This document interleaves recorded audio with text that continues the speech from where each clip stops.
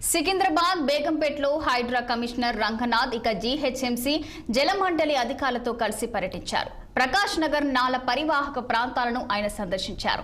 ఈ సందర్భంగా అపార్ట్మెంట్ వాసులతో ఆయన మాట్లాడి వారి సమస్యలను తెలుసుకున్నారు. ఇక నాల కూచించుకుపోవడంతో వెంటనే నాల విస్తరణ పనులను చేపట్టాలని కమిషనర్ రంగనాథ్ అధికారులను ఆదేశించారు.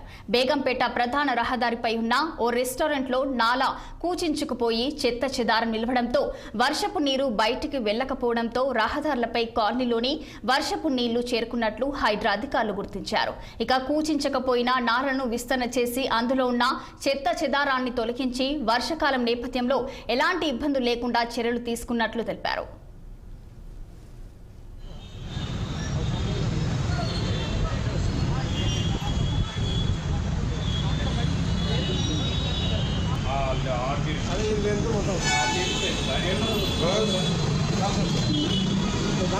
దాంట్లో